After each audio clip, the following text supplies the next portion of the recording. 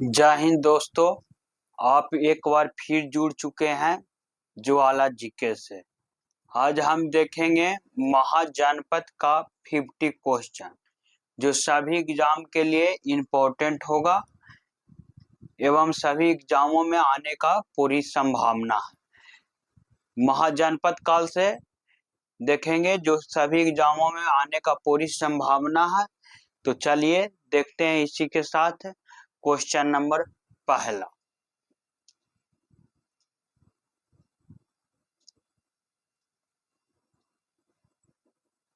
Question कह रहा है हर्यक वंश की शासक को कुनी कहा जाता था। हर्यक वंश के किस शासक को कुनी कहा जाता था? तो किस वंश को कुनी कहा जाता था? उदयन को कहा जाता था। हर्यक वंश के किस शासक को कुनी कहा जाता था? उदयन को कहा जाता था। यानी कि ऑप्शन नंबर बी हो जाएगा। ऑप्शन गलती है, उदाबिन लिखा है लेकिन यहाँ है क्या? उदयन। चलिए देखते हैं question number third. Question number third का रहा किस शासक ने गंगा एवं सोन नदियों के संगम पर पाटलिपुत्रा नामक नगर की स्थापना की? किस शासक ने गंगा एवं सोन नदियों के संगम पर पाटलिपुत्रा नामक नगर की स्थापना की? तो किसने की? उदयन ने किया था। किसने किया था? उदयन ने किया था। यानी कि ऑप्शन नंबर बी हो जाएगा। चलिए देखते हैं क्वेश्चन नंबर 4।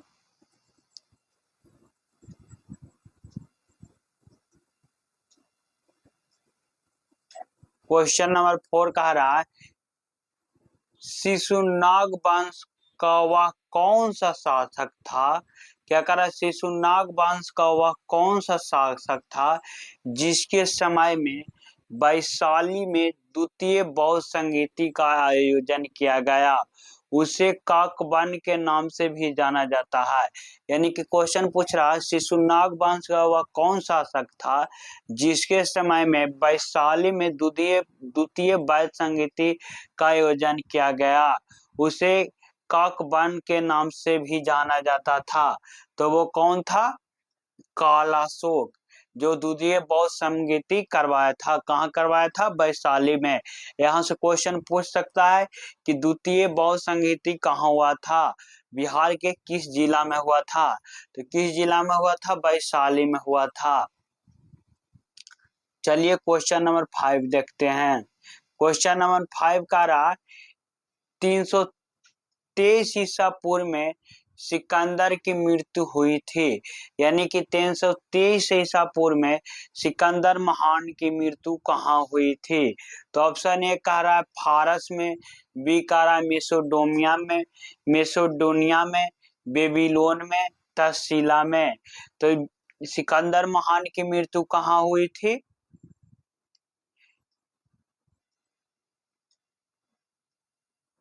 बेबीलोन में हुई थी। कहाँ हुई थी? बेबीलोन में हुई थी। कहाँ हुई थी सिकंदर महान की मृत्यु? बेबीलोन में। यानी कि ऑप्शन नंबर बी हो जाएगा। बेबीलोन की समझौता में हुई थी सिकंदर महान की मृत्यु, जब यहाँ से भारत में पूरी तरह से अधिकार नहीं कर पाया ब्यास नदी के किनारे। ब्यास नदी में बाढ़ आने के कारण तब यहाँ से लौटकर चला गया। कहाँ? बेबीलोन के सभ्यता में चला गया। वहीं जाकर इसे तीव्र ज्वार यानी कि बुखार आने के कारण मिर्च का मृत्यु हो गया। बेबीलोन में क्या था? झूलता हुआ बगीचा फेमस है। अगर पूछा जाए कि बेबीलोन की सभ्यता में कौन सा चीज फेमस था तो क्या था? बेबीलोन की सभ्यता में झूलता हुआ बगीचा का साक्ष मिलता है। चलिए क्वेश्चन नंबर 6 देखते हैं। क्वेश्चन नंबर 6 का रहा सिकंदर महान एवं पोरस। क्या करा? सिकंदर महान एवं पोरस। सिकंदर महान एवं पोरस पुरु की सेना निम्नलिखित में किस नदी के आमने सामने तट पर पड़ाव डाला हुआ था?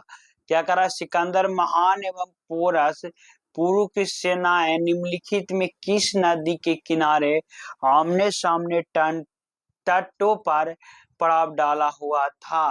तो किस नदी पर था? झेलम नदी।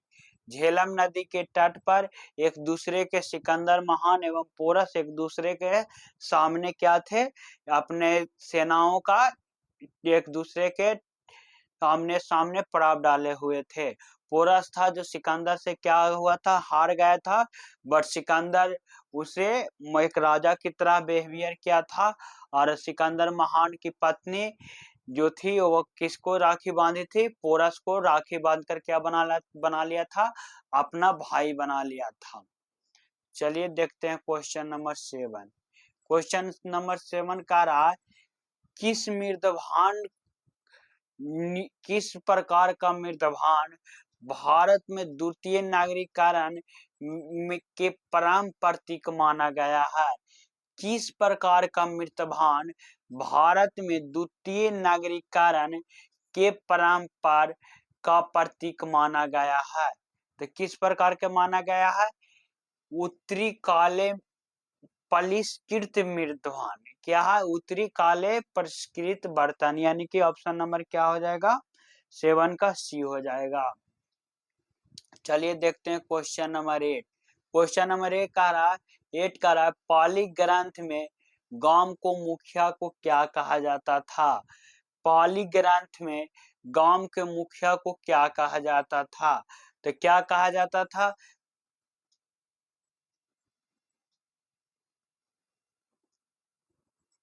भोजक या ग्राम भोजक कहा जाता था। क्या कहा जाता था? भोजक या ग्राम भोजक कहा जाता था। चलिए देखते हैं क्वेश्चन नंबर 9। क्वेश्चन नंबर 9 का रहा उज्जैन का प्राचीनतम नाम था। तो उज्जैन का प्राचीनतम नाम क्या था? अवंतिका। क्या था उज्जैन का प्राचीन नाम? अवंतिका। नंद वंश का संस्थापक कौन था? नंद वंश का संस्थापक कौन था? महापद्म नंद। कौन था? महापद्म नंद, नंद वंश का संस्थापक।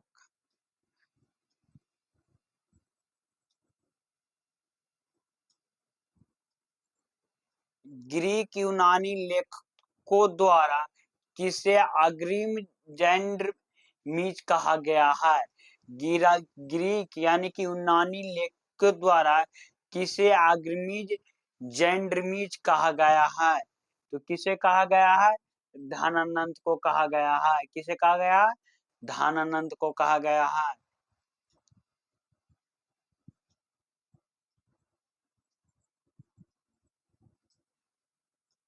प्राचीन भारत में पहला विदेशी आक्रमण किसके द्वारा किया गया था? प्राचीन भारत में पहला आक्रमण किसके द्वारा किया गया था? तो किसके द्वारा किया गया था? ईरानियों के द्वारा किया गया था। यानी कि भारत में प्राचीन भारत में पहला आक्रमण किसके द्वारा किया गया था? ईरानियों के द्वारा किया गया था। प्राचीन भारत में दूसरा विदेशी आक्रमण एवं पहला यूरोपीय आक्रमण किसके द्वारा किया गया? प्राचीन भारत में दूसरा विदेशी आक्रमण एवं पहला यूरोपीय आक्रमण किसके द्वारा किया गया था? तो किसके द्वारा किया गया था? शाकों के द्वारा किया, सॉरी, यूनानियों के द्वारा किया गया था। किसके द्वारा किया गया था? यूनानियों के द्वारा किया गया था।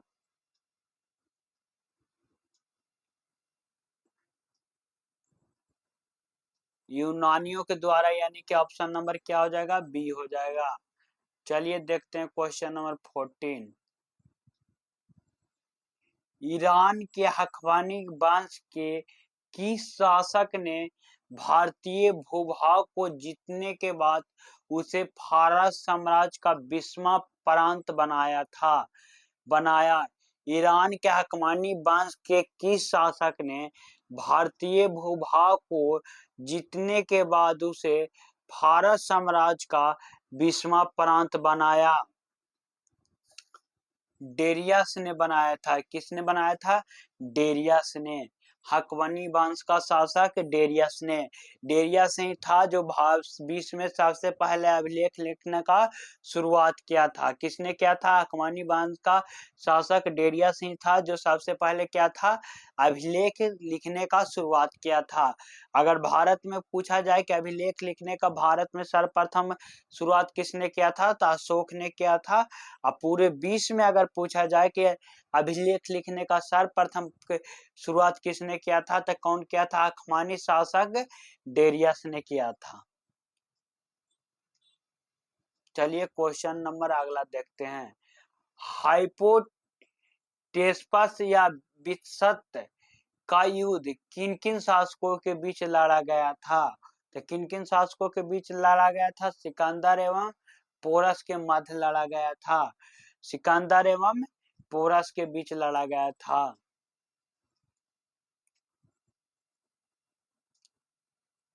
सिकंदर ने भारत पर कब आक्रमण किया? ये मोस्ट इंपोर्टेंट क्वेश्चन हो जाएगा। सिकंदर ने भारत पर आक्रमण कब किया था? तो क्या किया था? 326 ईसा पूर्व में किया था। यानी कि ऑप्शन नंबर क्या हो जाएगा? ए हो जाएगा। यहाँ गड़बड़ाना नहीं है। ईसवी अलग हो जाएगा, ईसा पूर्व अलग हो जाएगा। ईसवी के मतलब हुआ कि ईसा मसीह जन्म के बाद, ईसा मसीह के जन्म के पूर्व यानी कि पहले। तो सिकंदर ने भारत पर कब आक्रमण किया था? 326 ईसा पूर्व में, यानी कि ईसा मसीह के जन्म से 326 वर्ष पहले किया था। चलिए देखते हैं क्वेश्चन नंबर 17।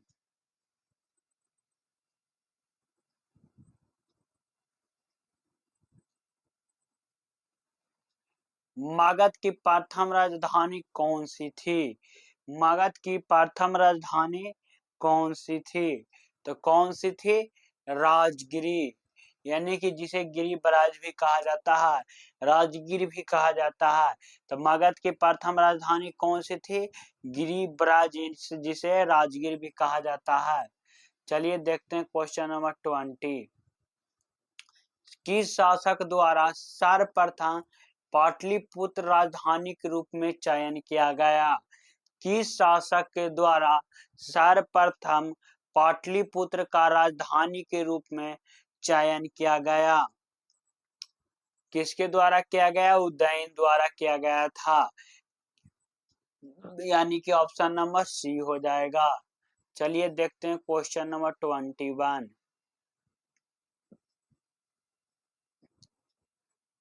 16 महाजनपदों की सूची उपलब्ध है। यानी कि 16 महाजनपदों की सूची किस में उपलब्ध है? तो किस में उपलब्ध है? अंगुत्तर निकाय में। यानी कि 16 महाजनपदों की चर्चा किस में मिलती है? अंगुत्तर निकाय में मिलती है। निम्नलिखित में से मगध का कौन सा राजा सिकंदर महान का समकालीन था? निम्नलिखित में से कौन सा राजा सिकंदर महान का समकालीन था? तो कौन था? धनानंद। निम्नलिखित में से कौन सा मगध का राजा सिकंदर महान का समकालीन था? तो कौन सा था? घनानंद। धनानंद जिसे बोला जाता है। बहुत ससुरा पियक्कड़ आदमी था, ऑर्केस्ट्रा का नाच देखता था, पी के क्या रहता था? पड़ा रहता था। चलिए देखते हैं क्वेश्चन नंबर 23। प्रथम मगध साम्राज्य का उत्कर्ष किस सदी में हुआ था? प्रथम मगध साम्राज्य का उत्कर्ष किस सदी में हुआ था? तो किस सदी में हुआ था? छठी शताब्दी ईसा पूर्व में हुआ था। छठी शताब्दी ईसा पूर्व में हुआ था।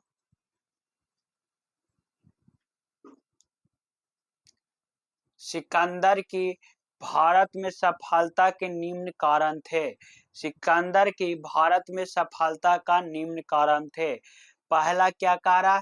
भारत में तब तक कोई केंद्रीय सत्ता नहीं थी, उसकी सेना श्रेष्ठ प्रकार की थी। 3 कारण उसमें देशद्रोही भारतीय शासकों का सहयोग मिला, वह एक अच्छा शासक था। तो क्या था? वह एक अच्छा प्रशासक था। यानी कि शासक क्या था? महान था। अच्छा एक प्रशासक था। यानी कि ऑप्शन नंबर क्या हो जाएगा?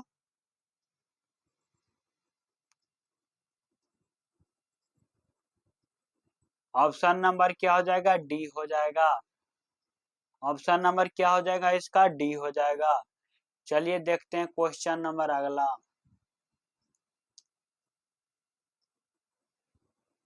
अभिलेखीय साक्ष्य के प्रकट होता है किस नंद राज्य के आदेश से एक नहर खोदी गई थी? अभिलेखीय साक्ष्य से प्रकट होता है किस नंद राज्य राजा के आदेश पर नहर खोदी गई थी? कलिंग में। अभिलेखीय साक्ष्य से प्रकट होता है किस नंद राजा के आदेश से एक नहर खोदी गई थी? तो कहाँ खोदी गई थी? कलिंग में। चलिए देखते हैं क्वेश्चन नंबर 27। पहला ईरानी शासक जिसने भारत में कुछ भागों को अपना अधीन किया था।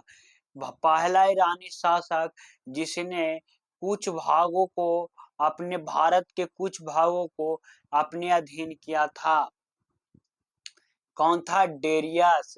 खकवानी वंश के शासक डेरियस ईरानी शासक था। चलिए देखते हैं अगला क्वेश्चन। मगध के राजा अजातशत्रु सदैव किस गणराज्य के साथ युद्ध रहा? मगध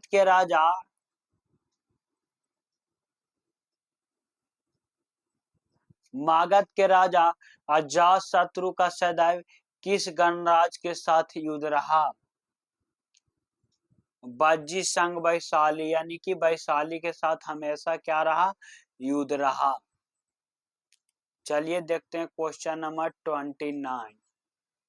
क्वेश्चन नंबर 29 करा, बाजी संघ के विरुद्ध मगध साम्राज्य के किस शासक ने प्रथम बार रथ मूसल हथियार तथा महाशिलकंटक नामक गुप्त हथियारों का प्रयोग किया था? अजाद शत्रु ने किया था। जो आप लोग बाहुबली में देखते हैं, कौन महाशिलकंटक एवं रथ मूसल, जो बाहुबली और बाहुबली फिल्म में ये दोनों का यूज किया गया। रथ मूसल एवं महाशिलकंटक का प्रयोग किसके द्वारा सर्वप्रथम किया गया था?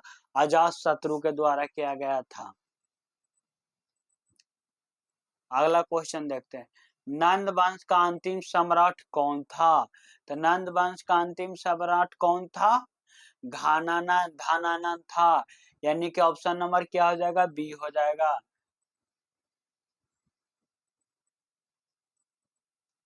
भारत में सिक्कों का प्रचलन कब हुआ? भारत में सिक्कों का प्रचलन कब हुआ? कनिष्क के शासन काल में। भारत में अगर पूछे कि सिक्कों का प्रचलन कब हुआ, तो कब हुआ? कनिष्क के समय में। यानी कि ऑप्शन नंबर 31 के क्या हो जाएगा? बी हो जाएगा। चलिए देखिए क्वेश्चन नंबर 32 देखते हैं।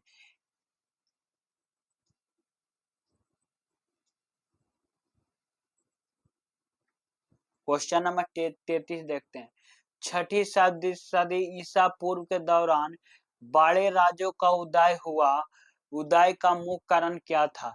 छठी सदी ईसा पूर्व के दौरान बड़े राजाओं का उदय का मुख्य कारण क्या था? तो मुख्य कारण क्या था?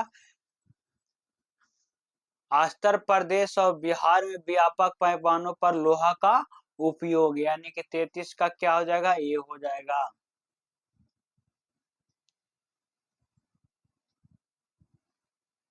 मगध सम्राट बिंबिसार ने अपने राजवैद्य जीवक को किस राजा के चिकित्सा के लिए भेजा था? मगध सम्राट बिंबिसार ने अपना राजवैद्य जीवक को किस राज्य के राजा के चिकित्सा के लिए भेजा था? अवंती।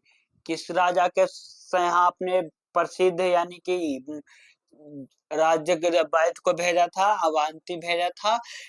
उसको एक बीमारी हो गया था जिसे अवंती के राजा को कह दिया गया था कि अब ये ठीक नहीं हो सकता है, आपको मृत्यु ही आने वाली है। तो मगध सम्राट बिंबिसार को जब ये पता कि चला तो अपने राजवैद्य जीवा को भेजा अवंती में, और वहां जाकर इस राजा का इलाज कर रहा था, किया था। किस शासक ने अवंती जीतकर मगध का हिस्सा बना दिया? किस शासक ने अवंती को जीतकर मगध का हिस्सा बना दिया?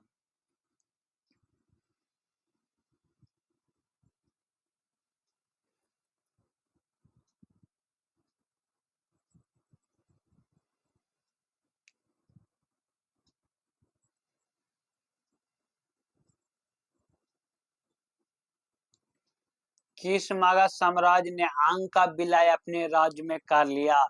किस मगध साम्राज्य ने आंग का विलय अपने राज्य में कर लिया? बिंबिसार ने कर लिया था। चलिए देखते हैं अगला क्वेश्चन। शिशुनाग ने किस राज्य का विलय मगध साम्राज्य में नहीं किया? शिशुनाग ने किस राज्य को का विलय मगध साम्राज्य में नहीं किया? काशी को, काशी साम्राज्य को अपने मगध में विलय नहीं किया था।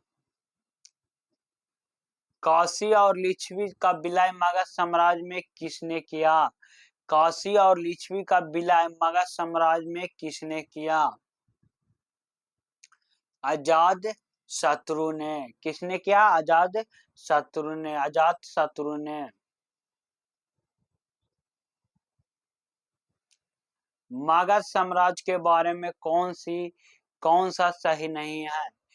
पुराणों एवं महाकाव्य के अनुसार इसकी स्थापना बृहत्र ने की। महापद्म नंद ने इसका सर्वाधिक विस्तार प्रदान किया तथा सर्वस्थक एवं इकराट की उपाधि धारण किया, इसने भी सही है। गिरिब्राज राजगिरी पाटलिपुत्र में वैशाली क्रमशः 4 राजधानियों बना। इनमें से कोई नहीं, तो इनमें से कोई नहीं है, सही है। क्रम में पहला गिरिराज, राजगिरी, पाटलिपुत्रा, वैशाली, इन 4 राजधानियां मगध का बना था लगातार क्रमबद्ध में। सिकंदर के आक्रमण के उस सब सिकंदर के आक्रमण समय उत्तर भारत पर निम्नलिखित राजवंशों में किस एक का शासन था? सिकंदर के आक्रमण के समय उत्तर भारत पर निम्नलिखित राजवंशों में किस किस एक की शासन था? तो किसका था? नंद वंश का शासक था। किसका था? नंद वंश। राजा कौन था? धनानंद था। निम्नलिखित में कौन सा एक ईसा पूर्व 6ठी शताब्दी में भारत में प्रारंभ सर्वाधिक शक्तिशाली नगर राज था? निम्नलिखित में कौन सा एक ईसा पूर्व 6ठी सदी में प्रारंभ में भारत का सर्वाधिक शक्ति नगर राज था? तो कौन सा था? मगध। यानी कि 6ठी शताब्दी के सबसे भारत में राज कहें तो कौन था? मगध था। मगध बोले तो बिहार, पहले बहुत बिहार डेवलप था, पूरा खंड भारत पर शासन करने वाला सबसे पहले बिहार ही था, मगध। लेकिन आज के डेट में कुछ नेताओं और कुछ भ्रष्ट अधिकारियों की वजह से बिहार बहुत पीछे जा चुका है। ये यूपीएससी 1999 में क्वेश्चन पूछा था। चलिए देखते हैं क्वेश्चन नंबर 42।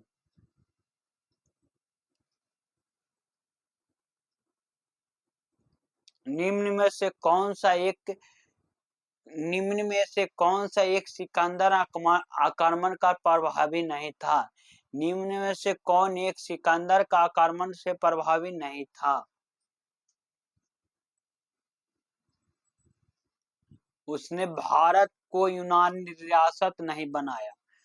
उसने भारत को यूनान रियासत नहीं बनाया। निम्नलिखित में से किस राज्य में गणतंत्रात्मक शासन व्यवस्था नहीं थी? निम्न में से किस राज्य में गणतंत्रात्मक शासन व्यवस्था नहीं थी। मगध में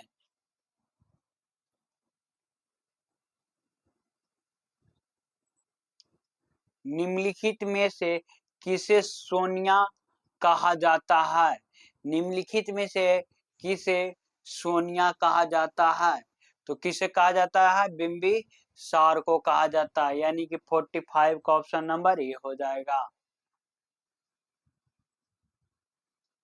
निम्नलिखित में से किसे उग्रसेन कहा जाता है? निम्नलिखित में से किसे उग्रसेन कहा जाता है? महापद्मनंद को कहा जाता है। किसे कहा जाता है? महापद्मनंद को। महापद्मनंद ने ही छत्रंग का उपाधि धारण किया था, यानी कि क्षत्रियों का नाश करने वाला। महापद्मनंद को गुरु परशुराम के साथ तुलना किया जाता है, क्योंकि वो गुरु परशुराम में ही भी धरती पर से क्षत्रियों को नाश कर दिए थे। अब महापद्मनंद क्षत्रियों के लिए बहुत घातक था। ये क्षत्रियों से युद्ध करते करते समय जीत जाता था, इसलिए इसे क्षत्रिय हंता वंश या छत्रांतक का उपाधि धारण किया था। चलिए देखते हैं क्वेश्चन नंबर 47। डेरियासिन ने 1516 बीसी में सिंधु तटवर्ती भूभाग को जीतकर उसे ईरान का 20वां क्षत्रपी बनाया। उसे कितना राजस्व प्राप्त होता था?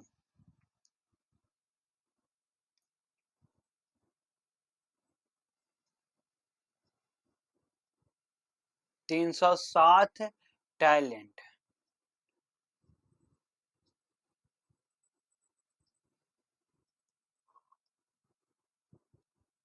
निम्नलिखित में से कौन सा सिकंदर के साथ भारत आने वाला इतिहासकार नहीं था?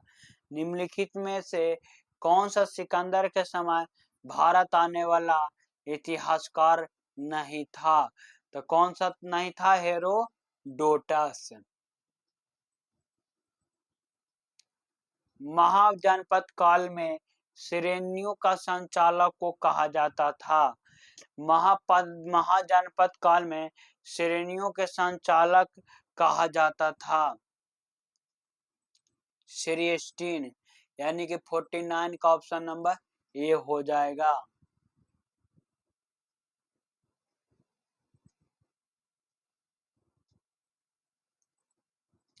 गृहपति का अर्थ होता है, गृहपति का अर्थ क्या होता है?